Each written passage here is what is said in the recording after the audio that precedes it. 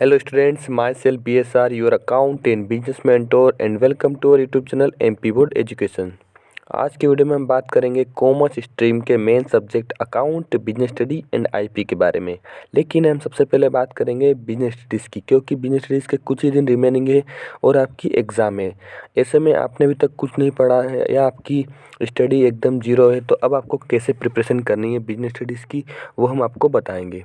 तो देखिए, सबसे पहले बिजनेस स्टडीज़ की बात की जाए तो बिजनेस स्टडीज़ में आपको ब्लूप्रिंट चेकआउट करना है कि आपको हर एक चैप्टर में से कितने मार्क्स का पूछेंगे, उस बेसिस पे आपको आपकी एग्ज़ाम के लिए प्रिपरेशन करनी है।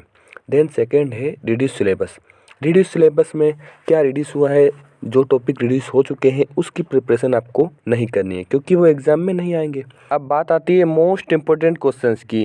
तो देखिए, लास्ट ईयर भी एमपी बोर्ड एजुकेशन द्वारा जो भी मोस्ट इंपॉर्टेंट क्वेश्चंस प्रोवाइड किए थे accountancy, business studies and IP में, उसमें से काफ़ी क्वेश्चंस एग्ज़ाम में आए थे और उसकी हेल्प से काफ़ी बच्चों ने 90+ स्कोर भी किए थे।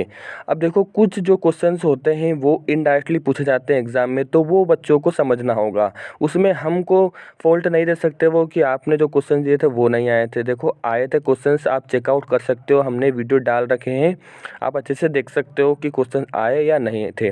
देखिए, इस साल भी मोस्ट इंपोर्टेंट क्वेश्चंस की पीडीएफ दी जा रही है एमपी बोर्ड एजुकेशन द्वारा, तो आपको परचेस करना है। एमपी बोर्ड एजुकेशन द्वारा जो पीडीएफ प्रोवाइड की जा रही है सारे सब्जेक्ट की, चाहे वो अकाउंटेंसी की हो, बिजनेस स्टडीज़ की हो या फिर आईपी की हो, उसमें काफ़ी बच्चों को डाउट्स आ रहे हैं, तो वो डाउट्स को हम क्लियर करेंगे। जैसे सर, एक्चुअली इस पीडीएफ में इतने सारे क्वेश्चंस हैं, तो इन्हें कैसे पढ़ना है? फर्स्टली ये सारे क्वेश्चंस के आंसर आपको फाइंड आउट करना है परीक्षा बोर्ड या फिर जीपीएस की हेल्प से।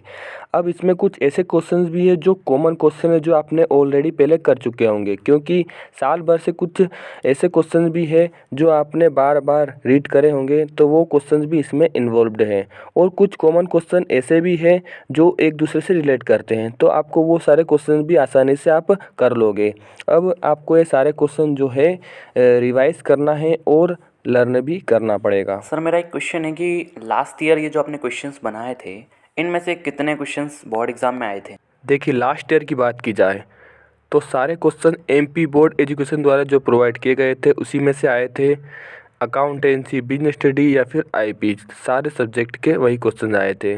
लेकिन 10% जो क्वेश्चन थे वो आउट ऑफ आए थे। आउट ऑफ ये मतलब जो इनडायरेक्टली पूछे गए थे। बाकी 90% का वेटेज रहा था हमारे द्वारा जो क्वेश्चंस प्रोवाइड किए गए थे लास्ट ईयर वाले बच्चों के, और उन्होंने 90 अबव परसेंटेज भी कोट किए थे।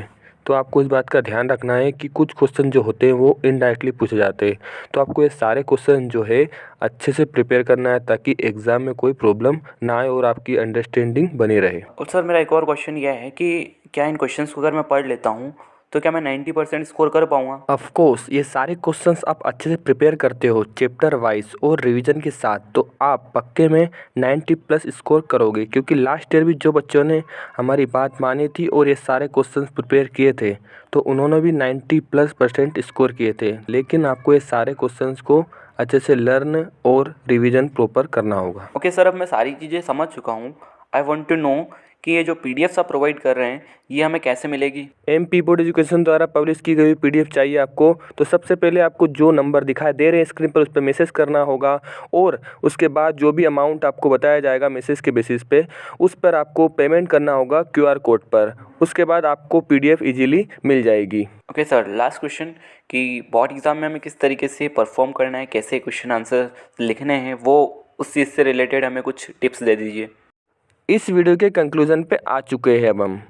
बोर्ड एग्ज़ाम में अब आपको कैसे लिखना है, जैसे ही आपके हाथ में पेपर आता है तो आपको पहले से रीड करना होगा कि किस पोर्शन से आपको पहले आ रहा है। आपको ऑब्जेक्टिव्स पहले आ रहे हैं तो आपको पहले ऑब्जेक्टिव्स करना है, उसके बाद जो क्वेश्चंस आपको आ रहे हैं वो क्वेश्चंस पहले स्टार्ट करना है। मेरी बात मानो आप, तो पहले आपको ज़्यादा मार्क्स वाले जो क्वेश्चन है उनको पहले करना होगा, क्योंकि लास्ट में वो क्वेश्चन छूट जाते हैं। इससे क्या होता है कि हमारे जो मैक्सिमम मार्क्स के जो क्वेश्चन होते हैं उसके बदले में हमारे जो नंबर जो होते हैं वो डिक्रीज़ हो जाते हैं और बाद में हम पछताते हैं। तो देखो पहले आपको वो क्वेश्चंस करने होंगे, तभी आप एग्ज़ाम में अच्छे मार्क्स से लेके आ पाओगे। और आपको वर्ड लिमिटेशन का ध्यान रखना है। देखो 2 मार्क्स के लिए आपको 30 वर्ड्स लिखना है, 3 मार्क्स के लिए आपको 75 वर्ड्स लिखना है और 4 मार्क्स के लिए आपको 120 वर्ड्स लिखना है। मैं हर वीडियो में बोलता हूँ और पहले भी जो लास्ट ईयर जो बच्चे थे उनको भी पहले बताया था मैंने कि आपको वर्ड लिमिटेशन का विशेष करके ध्यान रखना है, क्योंकि आपके पास टाइम बहुत कम होता है। तो आपको